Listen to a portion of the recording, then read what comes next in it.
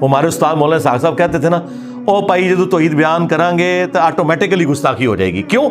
تم نے توحید کو گستاخی سمجھا ہوا ہے، تمہاری نظر میں تو آٹومیٹکلی گستاخی ہو جائے گی نا.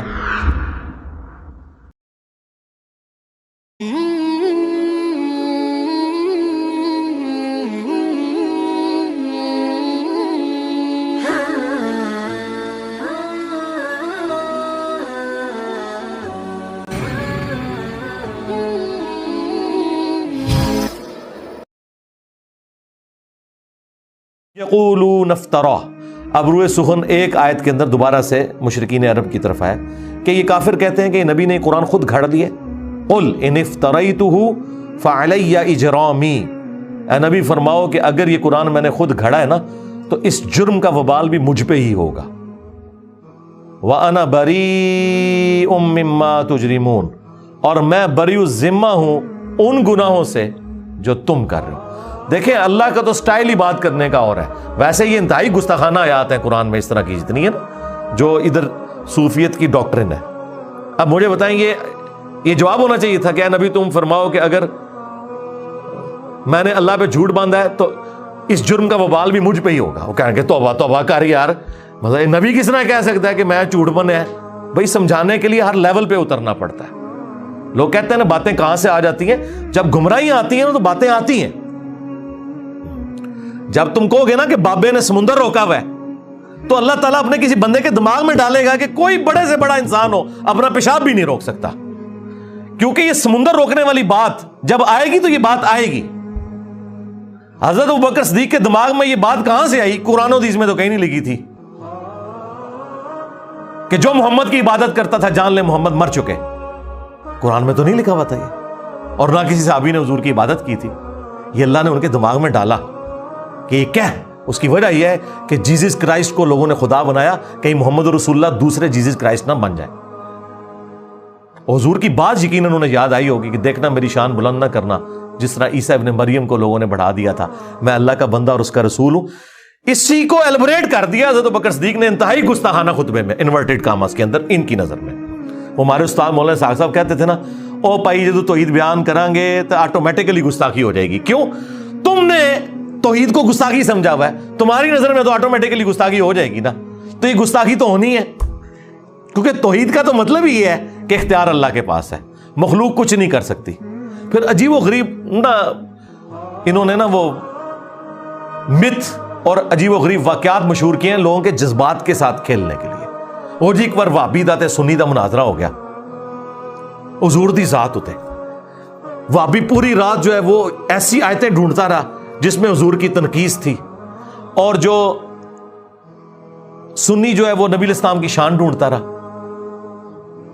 تو صبح جناب مناظرے میں جب دونوں اکٹھے ہوئے انہوں نے پوچھا ہاں تو راتی کے کردہ رہے؟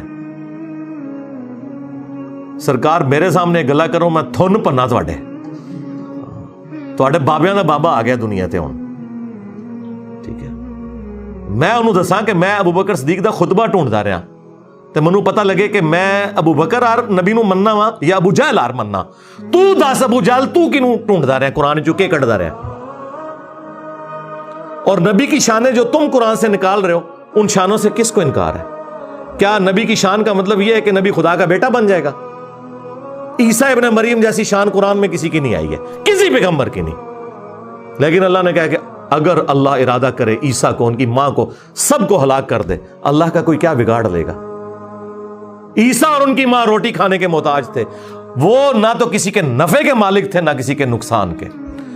یہ اس شخص کے بارے میں آ رہا ہے جس کو کہا اللہ نے وجیہن فی الدنیا والآخرہ ومن المقربین، اور معجزات ایسے جو کسی پیغمبر کو نہیں دیے گئے. مردوں کو زندہ کرنا اللہ کے اذن سے، مٹی کی مورت بنا کے پھونک مارنا اور اس کا پرندہ بن جانا، یہ معجزہ کسی پیغمبر کو نہیں دیا گیا، کسی پیغمبر کو. لیکن سینٹرڈ کر کے انہی کو اللہ تعالیٰ نے سامنے رکھا کہ یہ فرق ہے بھائی انبیاء میں اور خدا میں. پھر اسی طریقے سے چیزیں بیان ہوتی ہیں. وہ جی پھر مناظرے سے پہلے جب پوچھا تو وابی نے کہا ہاں جی میں تو یہی آیتاں لفظا رہا. تو انہوں نے کہا بس دیکھ لے کون نبی دی شان ڈھونڈتا ہے تو کون تنقیص ڈھونڈتا ہے. اگر کسی کا یہ عقیدہ ہے کہ توحید بیان کرنے سے نبی کی تنقیص ہوتی ہے تو یہ بلیم وہ کسے دے رہا ہے؟ اللہ کو. انہوں نے انبیاء کو منی گاڈ مانا ہوا ہے. اور اولیاء کو منی رسول مانا ہوا ہے. یہ میرا ایک جملہ ہزاروں کتابوں پہ بھاری ہے. یعنی آپ ہزاروں گمراہیاں ایک کتاب میں جمع کریں نا اور آپ اس کی وجہ پوچھیں نا تو یہ ہے کہ یہ نبیوں کو منی گاڈ مانتے ہیں اور اولیاء کو منی رسول مانتے ہیں. بس یہ وہ فرق ماننے کے لیے تیار ہی نہیں ہے چونکہ قرآن تو پڑھا ہی نہیں ہے. اب ان ساری باتوں کے ہوتے ہوئے مجھے تو صبح شام ان کے اوپر قنوت نازلہ پڑھنی چاہیے, لیکن میں سمپل کہتا ہوں کہ مرنے سے پہلے اے مسلمان کر لے اس پہ غور. کتابوں کا خدا اور ہے, بابوں کا خدا اور. کتابوں کے خدا اور بابوں کے خدا میں یہ فرق ہے کہ جو بابوں کا خدا ہے نا بس وہ خدا بڑا بھائی اور نبی چھوٹا بھائی, بس اتنا فرق ہے. لیکن کتابوں کا خدا یہ کہتا ہے کہ خدا خدا ہے, مخلوق مخلوق ہے. لیکن یہ باتیں اب کون کرے؟ یہ جب باتیں آپ نہیں کریں گے دماغ کوئی نہیں کھلیں گے. توحید تو اتنے عرصے سے بیان ہو رہی تھی, لیکن توحید کا مطلب توہین رسالت لیا جاتا تھا. ہم نے توحید بیان کی ہے نا, آئے نہ کوئی سامنے. میرے پاس تو سیدھا بھائی چھوڑ دو تم شان رسالت کی بات. چشتی رسول اللہ اشرف تھانوی رسول اللہ پارٹی کیسے کر سکتی ہے؟ کبھی نہیں کر سکتی. تمہارے بزرگوں نے اپنے ناموں کے کلمے پڑھائے, تمہیں کوئی حق ہی نہیں پہنچتا. تم تو نبی کا دفاع کر ہی نہیں سکتے. نبی کا دفاع کا حق تمہارے پاس سے نہیں ہے, اس کے کاپی رائٹ سب انجینئر صاحب کے پاس ہے. ہاں یہ رائٹس ہم آپ کو نہیں دیں گے. توحید بھی یہاں سے بیان کریں گے اور رسالت بھی, صحیح جو رسالت کا کانسیپٹ ہے وہ یہیں سے بیان ہوگا.